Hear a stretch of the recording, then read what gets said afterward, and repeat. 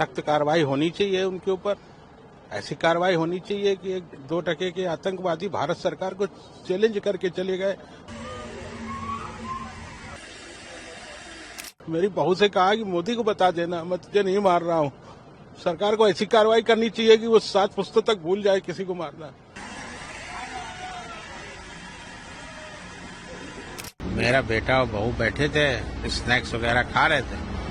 पीछे से आए ये आतंकवादी और इन्होंने पूछा हिंदू हो कि मुसलमान हो। उन्होंने जैसे हिंदू बोला है वैसे तुरंत गोली मार दी सर पे।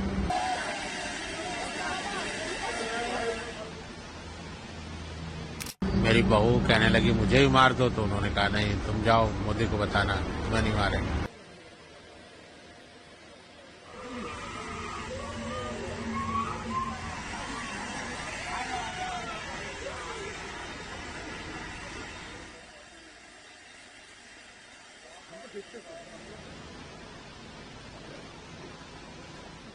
सख्त कार्रवाई होनी चाहिए उनके ऊपर।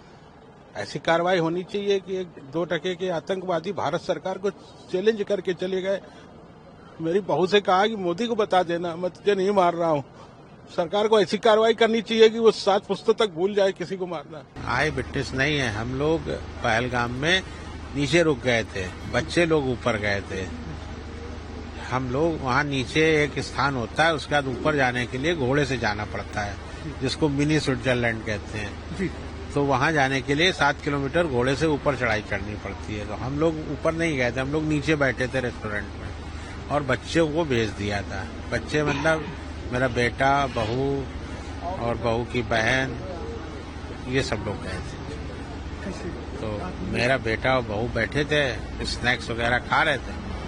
पीछे से आए ये आतंकवादी और इन्होंने पूछा हिंदू हो कि मुसलमान हो। उन्होंने जैसे हिंदू बोला है वैसे तुरंत गोली मार दी सर पे। मेरी बहू कहने लगी मुझे भी मार दो, तो उन्होंने कहा नहीं, तुम जाओ मोदी को बताना, तुम्हें नहीं मारेंगे। और फिर उसके बाद बाकी लोगों को गोलियां चलाई को, और फिर और आ गए। तो तब तक ये लोग भागे जान बचा के किसी तरह ये लोग। ये हुआ वहाँ। कितने लोग थे हथियार से लैस कितने लोग आए? अब ये हम क्लियर नहीं बता पाएंगे, हम वहाँ नहीं थे मौके पर, लेकिन काफी मात्रा में थे आतंकवादी, ये बताया गया है, क्योंकि मैं चश्मदीद नहीं हूँ वहाँ का। एक आखिरी सवाल, क्या चाहते हैं, क्या सरकार से आप कुछ बात करें? जो सरकार चाहते हैं, माननीय अमित शाह जी को आज बता दिया है, गृह मंत्री जी को। उनसे अभी हमारी मुलाकात हुई थी श्रीनगर में, मैंने उनसे बता दिया है कि हम क्या चाहते हैं।